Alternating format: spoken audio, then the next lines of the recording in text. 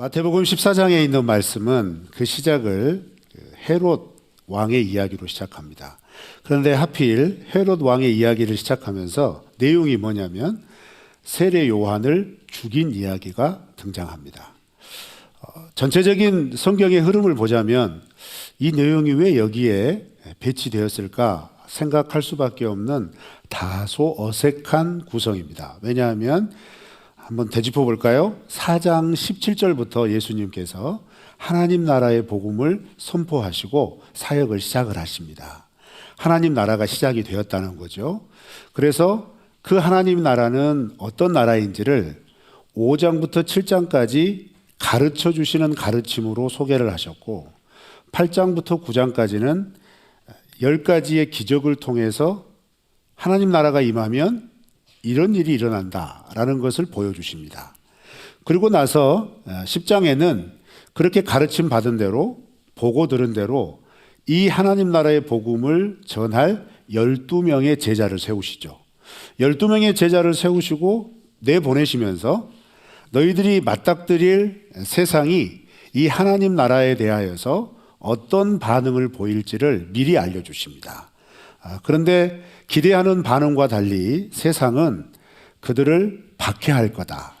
너희를 붙잡아서 공회와 재판장에 세울 거다. 이렇게 예수님이 말씀하셨어요. 얼마나 많이 마음이 어려웠을까요?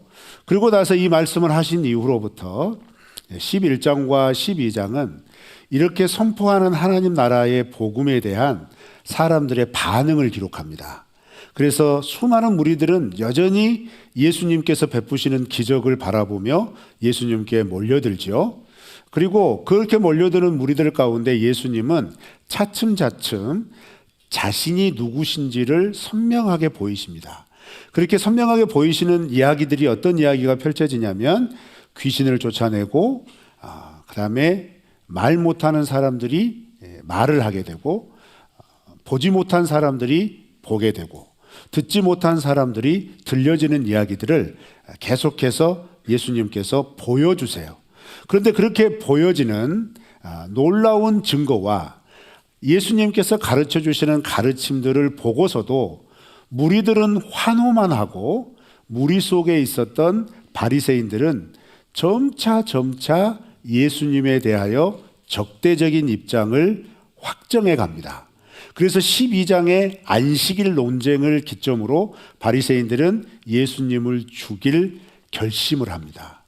그리고 나서 13장의 이야기가 펼쳐지는데 그 13장의 이야기는 무엇이냐면 이렇게 하나님 나라의 복음을 전했는데 사람들의 반응이 생각보다 부정적인 거죠.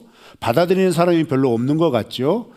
그런데 그 중에는 어린아이나 제자들 같은 경우에만 받아들여서 그 하나님 나라의 말씀으로 살아가기를 결심한 거예요. 그러니 생각보다 너무 적잖아요. 너무 작잖아요. 그래서 13장은 천국이 무엇이냐, 하나님 나라가 무엇인가를 알려주시면서 많이 들으셨던 비유들을 하시잖아요. 씨 뿌리는 비유부터 시작을 해서 좋은 씨를 뿌리는 주인 이야기, 이어지는 갖가지 8개의 비유를 통하여서 사람들이 이렇게 거절하고 거부하고 부정적으로 하나님 나라의 복음을 받아들이는 것은 당연한 거다라고 말씀하세요. 왜 당연한 거냐면 하나님 나라의 복음은 듣고 깨닫는 자만 받을 수 있는 거다라고 말씀하시죠. 그래서 여러분 우리가 신앙생활 하실 때 하나님의 말씀을 들으실 때요, 제가 선포하는 말씀, 그 말씀만 들려지는 것이 아니라 그 말씀을 들으실 때 우리 성도님들의 마음속에 성령께서 그 말씀과 연관된 내 삶이 생각나지고 그 삶과 연관되어지는 내가 어떻게 해야 될 것인가에 대한 강력한 마음의 동기부여나 감동이나 감사나 슬픔이나 고통이나 이런 여러 가지 감정들이 일어나야 한다는 겁니다. 그것이 뭐겠어요? 깨달아져서 하나님의 말씀대로 살아내게 하시기 위한 첫걸음입니다. 여러분 늘 말씀을 들으실 때 이와 같은 은혜가 있으시기를 축원합니다. 심지어 여러분 나 목사님 말 듣기 싫다 이런 느낌도 받으셔야 돼요. 왜냐하면 듣기 싫다라고 하는 그 접촉되는 부분에서부터 그러면 내가 왜 이게 듣기 싫을까? 이게 왜 이렇게 거북스러울까? 이게 왜 나는 고개를 돌리고 싶을까라고 하는 그 지점에서부터 하나님께서 올바로 들려주시는 말씀에 반응하는 훈련들을 하셔야 한다는 거죠. 그런 은혜가 있으시기를 바랍니다. 그런데 그렇게 선포했는데 그 선포하는 과정에서 여전히 바리새인들은 부정적입니다. 그죠? 그런데 14장 오늘 읽은 말씀은 종교 지도자였던 서기관들이나 바리새인들의 반응은 이미 확정이 됐어요. 예수를 죽여야겠다. 우리의 기득권, 우리가 가지고 있는 권력을 유지하기 위해서는 예수는 죽어야 한다 라는 거죠. 그래서 아예 예수님의 말씀을 듣지 않습니다. 무엇을 보여줘도 믿지 않습니다. 오히려 비판만 하기 시작하죠. 그러면 정치 지도자들은 어떤 반응을 보일까라는 겁니다. 그게 헤롯의 이야기예요. 그런데 이 이야기가 왜 필요하냐면 이 이야기가 끝나고 나서 13절부터는 무슨 이야기가 등장하냐면 오병이어 기적이 일어납니다. 그러니까 여러분 단순하게 비교해 보세요. 헤롯, 이때 당시 이스라엘을 통치하는 헤롯 왕의 모습과 벳세다 들녘에서 오병이어의 기적을 일으키셔서 무수한 가난한 백성들, 그 사람들을 배불리 먹이시는 예수님의 모습, 선명하게 비교하고 있는 거예요. 하나님 나라의 복음이 임하지만 세상 왕, 세상 지도자들은 여전히 자기 권력, 자기 주장, 자기 힘으로 이 세상을 통치하기 위해 상관하지 않는다는 겁니다. 더 나아가서 하나님의 말씀을 전하는, 특히 헤롯 왕이 죽인 세례 요한은 누굽니까? 예수님의 길을 앞서 살아간 사람입니다. 예수님이 어떤 분이신가를 세례 요한의 삶을 보면 알 수 있도록 살아낸 사람이라는 거예요. 그런데 그 세례 요한을 정말 황당하게 죽여버립니다. 너무나 좀 참담할 정도로 말도 안 되는 동기로 세례 요한을 죽이죠. 그 동기가 뭐예요?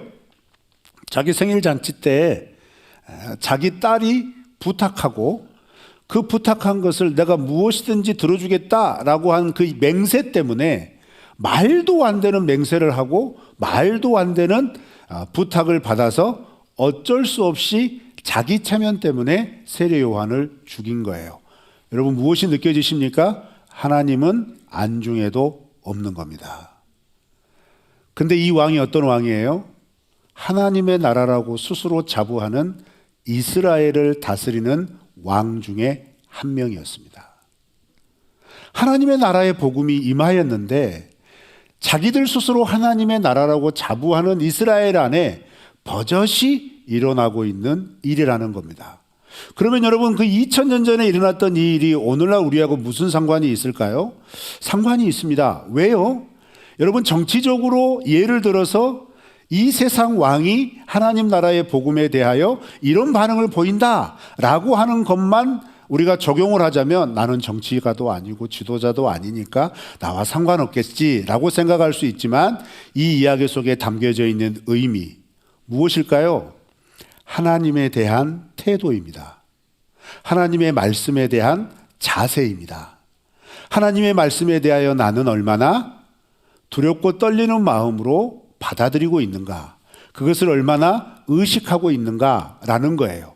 그런데 오늘 본문 말씀을 읽었던 헤롯은 예수의 소문을 듣고 단지 자기가 마음에 약간 가책을 받고 있을 정도의 신경이 쓰이는 세례 요한이 다시 살아나서 그런 일을 하나 보다 이런 식으로만 받아들입니다. 무슨 말이죠? 이때 당시 유대 문화 가운데 어떤 문화가 있었냐면 선지자가 하나님의 일을 올바로 행하다가 부당하게 죽임을 당해요. 그러면 그 선지자는 다시 살아나서 하나님께서 맡기신 일을 지속한다. 이런 허무맹랑한 의식들이 있었어요. 그래서 헤롯 왕도 자기가 세례 요한을 죽였지만 백성들이 선지자라고 따르는 이 세례 요한을 죽였으면서도 개운치 않은 거예요. 그런데 마침 자기가 관할하고 있는 갈릴리 지역에서 예수라고 하는 사람에 대한 소문이 들리는데 이 사람도 사람들이 말하기를 선지자다, 선생이다, 랍비다, 이런 이야기들이 들리는 거죠. 이 이야기가 어떻게 기록되어 있어요? 오병이어의 기적을 마치고 나서 예수님과 제자들의 대화 가운데 베드로의 고백이 나오는 그 유명한 이야기가 있죠. 그 이야기에 제자들이 예수님께 이렇게 말하잖아요. 예수님을 선지자라고도 하고 예수님을 랍비라고도 하고 예수님을 선생님이라고도 합니다. 뭐 이런 사람들의 반응들을 들려주잖아요. 그 사람들의 소문을 헤롯이 그대로 받아들이면서 아이고 이거 내가 죽인 세례 요한이 환생한 거 아닌가? 부활한 거 아닌가?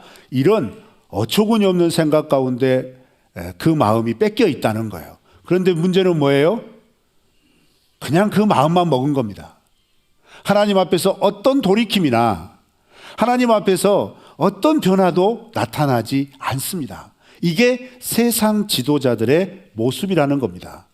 여러분, 더군다나 더 중요한 것은 이 이야기를 통하여서 우리는 두 가지를 꼭 기억해야 됩니다. 첫 번째는 뭐냐면 헤롯이 세례 요한을 죽인 이야기는 다른 어떤 이야기보다도 예수님이 이렇게 죽임을 당하게 될 거다라고 하는 예수님의 죽음을 미리 보여주는 이야기입니다. 왜 그럴까요? 세례 요한이 예수님의 삶을 먼저 살아갔기 때문에 그렇습니다. 잘 아시잖아요. 예수님이 오시기 전, 예수님이 공생의 사역을 시작하는 6개월 전에 세례 요한이 요단 동편 광야에서 일어나서 선포하죠. 회개하라. 하나님 나라가 가까이 왔느니라. 하나님의 진노의 심판의 도끼가 너희들의 발등상 위에 이미 놓여져 있다. 회개하지 않으면 심판을 당할 거다. 이렇게 줄기차게 회개의 메시지가 선포될 때 수많은 이스라엘 백성들이 그 요단 동편 베레아 지역으로 모여들어서 그 회개와 함께 회개의 세례를 요한에게 받잖아요. 그게 6개월 동안 일어난 겁니다. 그렇게 일어나고 나서 예수님이 세례 요한에게 세례를 받으시고 공생애를 시작하신 거예요. 또 여러분, 세례 요한의 사역을 곰곰이 살펴보면 이것만 예수님과 비슷한가요? 아니죠. 예수님이 십자가에 못 박혀 고난을 받아 죽으시기 직전에 붙잡히고 옥에 갇히고 짧은 기간이지만 그리고 수치를 당하고 조롱을 당하고 모욕을 당하고 결국 십자가 위에서 죽임을 당하시는데 세례 요한의 죽음의 과정도 앞서 이런 모습을 보여준다는 겁니다. 세례 요한이 계속해서 헤롯에 대하여 무언가를 외칩니다. 그런데 그 외치는 게 무엇이었냐면 오늘 본문 말씀의 이야기죠. 헤롯이 헤로디아와 결혼한 일을 가지고 계속해서 그건 잘못된 겁니다. 그건 하나님의 율법에 어긋난 겁니다. 외쳤다는 거예요. 그런데 이게 왜 어긋났느냐? 헤롯이 결혼한 헤로디아는 헤롯의 이복 형님의 딸입니다. 그러니까 뭐죠? 조카예요. 그런데 그 조카가 누구랑 결혼했냐면 자기의 이복 동생과 결혼했어요. 누가 결혼한 거예요? 조카하고 결혼했는데 조카하고 결혼하는 게 너무나 이제 헤로디아가 아름다우니까 그 헤로디아를 자기 아내 삼으려고 잘 살고 있는 아내를 그냥 이혼시켜 버립니다. 그리고 헤로디아를 맞아들인 겁니다. 그런데 여러분, 놀라운 사실은 왕이 이렇게 버젓이 일을 행하고 있는데도 예수님을 그렇게 집요하게 그건 율법에 맞지 않습니다. 그건 율법의 정신과 틀린 거 아닙니까? 우리가 배웠던 율법은 그게 아닌데요? 라고 말했던 서기관들이나 특히 바리새인들 아무 말도 안 합니다. 당신 그거 틀렸습니다. 왕이시여 그건 율법에 어긋납니다. 이런 말 한마디도 안 해요. 그런데 세례 요한만 이야기합니다. 그런데 한두 번 이야기한 게 아니고요. 다른 번역 성경을 보면 오늘 본문 말씀에 나와 있는 구절 중에 이런 구절이 있습니다. 세례 요한이 여러 번 얘기를 했다는 거예요. 이 일을. 그러니 헤롯이 얼마나 부담이 됐겠어요? 그래서 더 이상 듣기 싫고 부담이 되니까 붙잡아서 옥에 가두어 버린 겁니다. 그렇게 옥에 가두어 놓고 있다가 여러분, 마가복음이나 누가복음에도 이 이야기가 동시에 연결이 돼서 나오는데요. 특히 마가복음에서는 이 일 때문에 헤로디아가 세례 요한을 원수처럼 여겼다라고 기록합니다. 그 정도로 세례 요한은 하나님의 말씀에 어긋난 왕의 행동에 대하여 물러섬 없이 선포한 겁니다. 그건 틀린 겁니다. 그건 하나님 앞에서 죄입니다 라고 얘기한 거예요. 그런데 세상 왕, 세상 지도자는 그것에 대해서 어떻게 반응한 거예요? 내가 힘이 있으니까, 내가 가지고 있는 권력으로 그것을 입막음하려고 옥에 가두어 버리고, 그리고 말도 안 되는 황당한 상황에서 세례 요한을 목을 베어서 쟁반에 담아서 그 머리를 헤로디아에게 전달합니다. 그런데 여러분, 이 과정에서 어떤 일이 벌어져요? 그 헤롯의 생일 잔치 안에 있었던 무수한 사람들에게 쟁반에 담긴 세례 요한의 머리가 조롱을 당합니다. 웃음거리가 됩니다. 구경거리가 됩니다. 이게 세례 요한의 마지막 죽음이었어요. 그런데 예수님의 죽음 어떻게 돌아가신지 여러분 아십니까? 예수님의 죽음의 마지막이 어떤 죽음이셨어요? 십자가에 못 박혀 아무것도 걸치지 않는 그 맨 몸뚱아리를, 그 수치와 공경을 지나가는 사람들이 조롱과 비아냥 속에서 온몸으로 감내하시면서 마지막까지 숨을 거두십니다. 세례 요한의 죽음과 예수님의 죽음은 같았습니다. 세례 요한은 그렇게 예수님의 삶을 앞서 산 삶을 죽음까지라도 감당을 한 거예요. 이걸 기억하라는 겁니다. 첫 번째. 그럼 두 번째는 뭐냐? 근데 이 일이 우리와 상관없는 것 같잖아요. 왜요? 나는 선지자도 아니고, 오늘날로 말하면 나는 목사도 아니고, 나는 말씀을 전하는 사람도 아니고, 그리고 나는 또 권력 있는 지도자나 권력 있는 사람도 아닌데 이 말씀이 나에게 무슨 상관일까라는 거죠.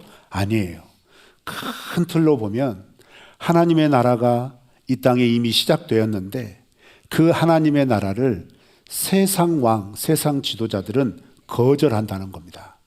그냥 홀로 거절하는 게 아니라 자기가 가지고 있는 힘으로 박해하고 핍박하고 이 하나님 나라의 복음대로 살지 못하도록 어떻게든 틀어막는다는 겁니다. 그런데 이 이야기가 10장에서도 예수님께서 제자들을 세우시고 나서 그대로 반복하셨어요. 세상이 너희를 가만두지 않을 거다. 세상이 너희를 하나님 나라의 복음을 증거하고 그 하나님 나라의 복음대로 살아가도록 사는 삶 속에서 그렇게 살지 못하도록 너희들을 고발하고 너희들을 재판정에 세워서 너희들을 죽음의 자리까지 이끌 거다라고 말씀하셨어요. 10장에서만 말씀하셨나요? 아니에요. 5장에서 예수님께서 하나님 나라 백성의 삶을 축복하시면서 하나님 나라 안에 거하는 백성이 받고 있는 복을 이야기하실 때 마지막 8번째의 복을 뭐라고 말씀하십니까? 의를 위하여 핍박을 받는 자는 복이 있도다 말씀하셨잖아요. 그런데 그 의를 위하여 핍박받는 것에 대하여 설명을 하실 때 나로 인하여 너희가 세상으로부터 핍박을 받고 고난을 받고 박해를 받는 것이 너희에게 복이 있다 라고 말씀하셨어요. 그러면서 5장, 10장 그리고 오늘 14장의 이야기들을 점점이 연결하면서 우리에게 주시는 분명한 메시지 한 가지, 우리도 역시 이 땅을 살아가면서 하나님의 말씀대로 온전히 살아가려고 한다면 심지어 가정에서부터 배척을 받을 수 있고 심지어 고향에서부터 배척을 받을 수도 있으며 심지어 내가 살아가고 있는 내 삶의 기반, 내 삶의 조건, 내 삶의 바탕이 되는 이 땅에서의 삶의 여러 환경 속에서도 불이익을 당할 수 있다는 사실을 분명하게 가르쳐주고 있다는 겁니다. 그러니 어떻게 사시겠어요? 무엇을 결정하시겠습니까? 어떤 길을 가겠다고 마음속에 그 마음을 잡아보시겠습니까? 겁이 나잖아요. 그냥 예수님 안 믿으면 될 것 같잖아요. 그러면 이 세상에서 이 세상이 누릴 수 있는 것, 얼마든지 누릴 수 있을 것 아니겠습니까? 내가 예수님 믿는 거 이거 하나 때문에 사람들에게 조롱받고 비아냥받고 사람들에게 무시받으면서 살아갈 이유가 없잖아요. 그러지 않습니까? 그런데 하나님 나라의 복음을 받은 우리는 그걸 알면서도 이 하나님의 말씀으로 살아내기 위하여 그 비아냥과 그 조소와 그 조롱을 그대로 받아들이고 있잖아요. 그 받은 무시와 조롱 때문에 큰 공경과 슬픔을 당하여도 그냥 받아들이잖아요. 왜 그럴까요? 여러분, 마태복음 10장 28절 말씀을 찾아보시겠습니까? 마태복음 10장 28절입니다. 우리 다 같이 읽습니다.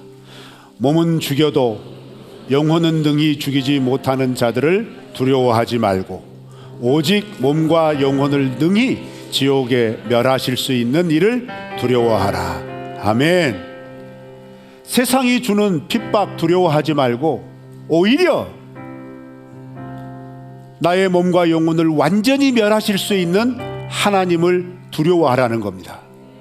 그렇기에 세상의 모진 고난과 핍박과 내 삶의 여러 가지 어려움 속에서 우리의 믿음을 도전하는 모든 상황 속에서 그 상황과 여건, 고난과 박해를 두려워하는 것보다, 그것을 주는 사람과 세상을 두려워하는 것보다 우리의 몸과 영혼의 구원을 결정하시는 하나님을 두려워하여 더욱 믿음 안에 살아가기를 결심하시기를 축원합니다. 우리는 믿음으로 살아야 합니다. 이유는 단 하나입니다. 우리를 구원하여 주실 분은 오직 예수 그리스도이시기 때문입니다. 그리고 그 믿음 때문에 우리가 이 세상에서 당하는, 믿음으로 살아가는데 받는 조롱과 핍박과 무시와 비아냥이 하나님 앞에서 상급이 될 줄로 믿습니다. 우리가 그 나라를 살아가는 간절한 믿음으로 이번 한 주도 우리가 직면하게 될 여러 가지 문제나 박해 속에서도 하나님, 내가 그럼에도 불구하고 하나님의 말씀으로 살아내겠습니다. 하나님, 내가 그럼에도 불구하고 하나님이 주시는 이 말씀의 은혜를 따라 굳게 붙잡고 하나님의 백성답게 살겠습니다. 하나님 도와 주시옵소서 라고 사모하며 살아가시는 복된 한 주가 되시기를 주님의 이름으로 축원합니다.